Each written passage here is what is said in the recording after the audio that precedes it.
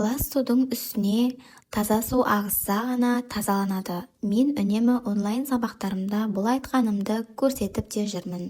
Өзіңіз стакандағы қара шайға краннан таза су ағызсаңыз, біраз уақыттан соң суыңыз ақ түске айналып тазалана бастайды ғой, солай ма? Түпсананы да дәл солай тазалау керек. Осы күнге дейін өзіңізге қарыз, кредит, баламен, енеңізбен, күйеуіңізбен дұрыс болмаған қарым-қатынасты магнитше тартқан түпсанаңызды қайта программалап алуға болады. Түбегейлі өзгерте аласыз. Айналып келгенде сенім ол. Жазады, шығарады, сеніп барып жасайды. Одан кейін керекті нәрсеңді өндіруің керек. Тазалау процесі кешенді жүреді.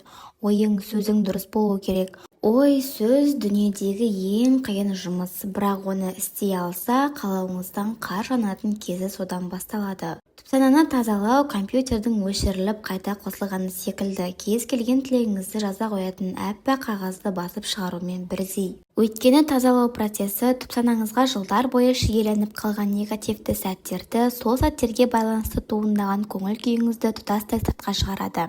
Ауру, сезімі, қорқыныш, реніш, өкпе, бұл сезімдер адамның өмір сүруіне қиындық тудырып қана қоймай, оның дамуына да кедергі келтіреді. Мұндай негативті эмоциялар адамның энергетикасын бұзады, тіпті созылмалы аурудың туындауына себепші болады. Ал мұндай ұзақ жылғы өкпе реніштен арылудың жолдарын жеке-жеке келесі бөлімдерде жазамын. Ауырлықтан құтылудың ең бірінші жолы күллі психолог мамандар ұсынып жүрген медитация жасау тәсілі. Ғаламторда сан түрлі медитациялар бар. Өзіңізге ыңғайлысын тауып, құлаққаппен тыңдау арқылы медитация жасаңыз. Әрине, алғашқы кезде құлағыңыздағы әуен басқа жақта, ойыңыз сол күні істеген тірліктеріңіз туралы ойлап, шашырап кетуі әбден мүмкін. Бірақ жиі медитация жасау арқылы жаныңыз, миыңыз тынышталып, күнделікті әдетіңізге айнала бастайды. Адам миы күні-түні тыным таппай жұмыс істейді. Алдымен түсініп алайық. Адамның түпсанасы еске сақтау орны ғана емес, алып мұхит сынды шегі жоқ әлем. Қарапайым тілде түсіндірсем, эмоция, әркімнен қалған көңілде, мына кісі маған көмектеседі-ау деген дәмеңізбен, оның орындалмай қалған өкпесі де сақталатын орын. Айтылмай қалған реніш, орындалмай қалған арман. 5 жасыңызда қорқып қалған қорқынышыңыз, өзіңізді қарық қылып алмай әркімге алаңдаған уайымыңыз да осында. Түрлі жаман-жақсылы әдеттеріңіз, уайымыңыз, қайғыңыз, көңілсіз сәттеріңіз өтіп кеткен жоқ. Осында сақталып тұр. Оны шығарып тастау керек. Мұнда бұл эмоциялар энергия түрінде сақталып тұрады, дейді кейбір ғалымдар. Кейде адамдар бір сәтінің бұрын болғанын айтып, қайталанып тұрғанына таңғалып жатады. Ғылыми тілде мұны дежавю дейміз. Немесе менде ұшақпен ұшудан, суға жүзуден фобия деп жатады. Ал шын мәнінде ол балалық шақтағы түпсанасында қалып қойған қалдық энергия деп түсіндіреді кейбір ғалымдар. Өткен шағымда ұшақпен байланысты ешқандай қорқынышым болмаған. Ұшақ түгілі пойызға отырып көрмегенмін деп шыр-пыр болатындар бар. Сондай-ақ ұшаққа бір рет отырып көрмеген адам өз-өзінен ұшаққа отырудан қорқып жүреді. Ал ол адамның түпсанасына терең зерттеу жүргізу арқылы ұшақтан емес, биіктіктен қорқатынын анықтауға болады. Немесе судан қорқатын адамның түпсанасында бала күнінде суға кетіп қайтыс болған басқа адам туралы естіген әңгімесі сақталып тұруы әбден мүмкін. Сондықтан әр адамның қорқыныштан арылуы түпсанасын тазалау тетігі де тек сол адамның көмегімен табылады. Түпсананы тазалау арқылы баюға, кез келген қалауыңа қол жеткізуге болады. Мүмкін емес нәрсе жоқ. Австралиялық оратор, 2 қол 2 аяғы жоқ болса да үлкен меценат Ник Вуйичтің «Жизнь без границ» атты еңбегінің атауындай өміріне қараңыз. Ол медициналық тұрғыдан шектелген мүмкіндігінің шексіз шекарасын ашып алған. 4 баласы, әдемі әйелі бар. Оның аяғы мен қолының жоқтығы суда еркін жүзуіне де кедергі келтіре алмағанына қарап таңғаласың. Былтыр Ник Вуйич Алматыға келді. Сонда өзі елдің алдына шыққан үстелдің үстінде тұрып, мен мына үстелден жерге секіремін десем сенесіздер ме? Деп залға қарап сұрақ қойды. Мен секіретіндігіне сенімді болдым. Оның қол аяғының жоқтығын, сахнаға көмекшілерінің көтеріп шыққанын бір сәтке болса да ұмытып қалдым. Неге дейсіз бе? Өйткені оның мүмкін еместі мүмкін қылған қажыр-қайраты мені сендірді. Бірақ Ник, жоқ секірмеймін, қол аяғым сынып қалса қайтем деп залдағы көрерменді күлдірді. Инстаграмдағы парақшасына қарап отырсам, үнемі көңілді жүреді. Бір еңбегінде ашулансам бірден әзілдей бастаймын деп жазыпты. Яғни көңіл күйін жылдам түзей қояды екен. Бірде құжатыма ұзақ үңілген американдық қауіпсіздік бөлімінің қызметкеріне саусақ іздерімнен мәселе бар ма деп сұрағаным бар дейді.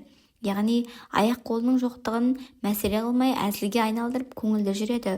Сондықтан 12 мүшесі түгел болмаса да езуі жиылмайтын азаматтан үлгі алып таңдау жасаңыз. Мәселеңізді айтып жыланып жүрсіз бе? Әлде өмір керемет деп жадырап жүрсіз бе? Таңдау сіздікі. Вадим Зеланд айтады, көріпкелге палшыға барма, өз өміріңді өзің болжап ал, өз болашағыңды өзің жаса деп. Ендеше мен сізге өз өміріңізді әдемі қылып, өзіңіз өзгерте аласыз десем, сенгеніңіз абзал. Әрине, алдымен Алладан сұраңыз, одан кейін әрекет қылыңыз. Алла елшісі, оған Алланың игілігімен сәлем болсын, ақиқатында Раббыларың ұят иесі және жомарт. Пендесі өзіне екі қолын көтеріп дұға қылғанда ештеңесіз қайтарудан ұялады деген. Ал біз не істейміз? Сұрамай-ақ алдымен тонып ішіп алғымыз кеп тұрады. Ал Алла өзінен сұрамаған жанға ашуланады екен. Түпсананы қалай тыңдаймыз? Әлде қалай сеземіз деп сұрап жатады. Түпсананы тыңдай алмайсың. Түпсанадағы ой жазған кезде шығады. Жазу өте маңызды дейтініміз содан. Педофилден қорқам дегендер не себепті аты жаман қаскөйден қорқатынын түсіне алмайды. Есіңізге түсіріңіз десек түсіре алмайды. Бірақ жазған кезде қорқынышының себебін табады. Жазу деген сөз, қазу деген сөз. Көп адамдар жазуға мән бермейді. Ақ қағазға жазған сөзіңіз ойыңыздың мазмұны. Түпсананы қаза бастағанда адамдар ашуланшақ бола бастайды. Оның себебі бар, өйткені түпсанаңыздағы жараны қаза бастағанда ол ауырсыну белгілерін береді. Ол сырада сіздің уайымыңыз, қорқынышыңыз, мұңыңыз бар. Ауырмағанда қайтеді. Ауру сезімі дегенде миым ауырады дейкен деп ойламаңыз. Жаныңыз ауырып мазасыздануыңыз мүмкін. Нейрохирургтердің адам миынан наркоз салмай ота жасайтынын оқығанмын. Өйткені адам миында ауру сезімін білдіретін рецепторлар болмайды екен. Ондай сезім тек ми қабыршағы мен қан тамырларында болады. Сондықтан біздің басымызға ауырғанда миымыз емес, оның айналасындағы ұлпалары ауыратын көрінеді. Адам миы әлі талай ғылыми зерттеулерді қажет ететін орган. Оның тамаша мүмкіндіктерінің біз бір бөлігінде біле бермейміз. Мәселен, ғашық болған адамның миын ФМРТ аппаратына түсіріп көрген ғалымдар мидың рахаттану сезіміне жауапты бөлігі белсенді жұмыс істей бастаған. Аппарат кескінінде адамға жағымды сезім тудыратын дофамин, нейромедиатор гормондарының орнының ашық түсі білінген көрінеді. Ал мидағы жағымды толқын, яғни сіздің керемет көңіл күйіңіз сізге тек жағымды жағдайларды шақырып отырады екен. Сондықтан көңіл күйді, эмоцияны басқара алу да маңызды. Түпсанаңызды тазалап алу арқылы өміріңіздің кез келген сәтінде кездесетін кедергілерді, мәселелерді шешуді өз қолыңызға аласыз. Әрине алдымен Алланың қалауымен. Бір нәрсе есіңізде болсын. Қанша жерден ең мықты психолог, психотерапевт, мотиватордың алдына барсаңыз да, түпсанаңызды тек өзіңіз ғана тазалай аласыз. Әрине ол кісілердің көмегі болуы мүмкін. Бірі жетелеп, енді бірі медитация арқылы сізді өткеніңізге оралта алуы мүмкін. Бірақ түпсанаңызға тек өзіңіз ғана бара аласыз. Сіздің ойыңызға кіріп түпсанаңызды ешкім басқара алмайды. Түпсанаңызда жылдар бойы сақталған өкпе, ренішті, қорқынышты, уайым қайғыны басқа адам сезе де, түсіне де алмайды. Яғни кез келген адам тек өзіне өзі ғана көмектесе алады. Ал біз тек сол жолды нұсқап, бағыт көрсетумен шектелеміз. Мәселен, кейбір адамдар болады. Үнемі айналасындағыларға тек басындағы мәселесі мен уайымын айтып, қиындығымен бөлісіп жүргені. Оның әңгімесін тыңдап, жанымыз ашиды. Қолымыздан келсе көмектесіп жүреміз. Бірақ шын мәнінде үнемі уайымдап көңілсіз жүру ол адам үшін өте қолайлы. Өзі үшін пайдалы әдеті. Әлдекімдерге ренжіп жүруді әдетіне айналдырып алғаны соншалықты, сол болмысы өзіне жақын болады. Ата-анасына ренжісе, немесе күйеуімен қарым-қатынаста қандай да бір мәселе туындаса, ажырасуға әзір тұрады. Кез келген мәселесіне өзінен басқа өзгенің бәрін кінәлап, жауапкершілікті өзгеге аударғысы келеді. Яғни ол адам үшін өкпелеп жүру, реніш дегеннің бәрі пайдалы. Ренішсе тойға бармайды, демек тарту ететін сыйлық алмайды. Пайдалы ма? Өзі үшін пайдалы. Әрине, саналы түрде көңіл күйі бұзылып жүргенмен бейсаналы түрде комфортты зонасында отырады. Енесіне ренжиді. Сол себепті ата енесінің үйіне бармайды. Бармағандықтан келіні қызметін атқармайды деген сөз. Ол адам үшін пайдалы. Өзіне сол күйін ұнайды. Ондай адамдарға айтқан ақыл кеңесің де бірден әсер ете қоймайды. Өйткені өзі үшін сол жағдайы тиімді. Түсіндіре алдым деп ойлаймын. Тағы бір мысал айтайын. Оқыған, қос-қостан дипломы бар қыздар күйеуге шықпай қалса, сырт көзге осы жағдайы көңілін түсіріп жүргендей көрінгенімен, ол қыз үшін сол жағдайы тиімді. Табысы бар, қайда барам, қыдырам демейді. Қай түйге дейтін күйеуі жоқ. Сондықтан іштей өзі үшін тиімді жағдайды жасап алып, күйеуге шықпай жүріп алады. Бірақ түп санасы түсінбейінше өзінің неліктен күйеуге шықпай жүргенінің себебін ол қыздың өзі де білмеуі мүмкін. Тағы бір мысал, бір танысым екінші әйел алатын болып шешім қабылдайды, ал әйелі болса сол күнге дейін түземеген енесімен қарым-қатынасын реттеп алады. Сырын мұңын айтып жүріп енесімен жақын араласты. Нәтижесінде бірінші әйелімен қаламын деп талақ қойды.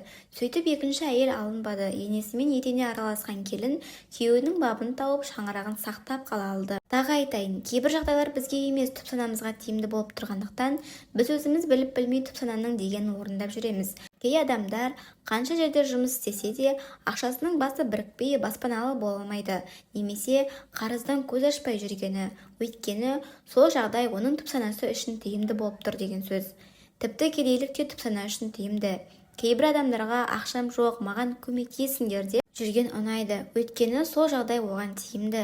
Ешкімге еш нәрсе бермейді, керісінше елдің бәрі соған береді. Рахат емес пе? Ал адам өзіне рахат күйден оңайлықпен айырылмайды. Жұмыс істеп әуре болмайды. Үкіметке аузыңды ашып қарап отыра бересің. Үкімет бермесе оңбаған деп шығамыз. Депрессиядағы адамды алатын болсақ та өзіне оның сол күйі ұнайды. Әрине, саналы түрде ұнағаны несі деп ойлауыңыз мүмкін, бірақ оның түп санасына депрессияға кіріп, көңіл күйін желеу етіп, аяқ-қолын аспаннан келдіріп жата берген ұнап тұр деген сөз. Мұның жаманы, адамның көңіл күйі сол күйіне сәйкес басқа да жағымсыз жағдайды магнитше тартып отырады екен. Баласы ауырып қалған аналар да өздеріне мұндай қиындықты менің басыма неге беріп отыр деген сұрақты қойып, түпкі себебін анықтап көрген дұрыс.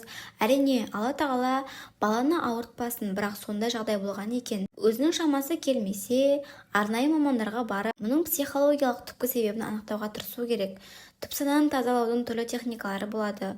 Ол туралы келесі бөлімдерде таратып айтайын.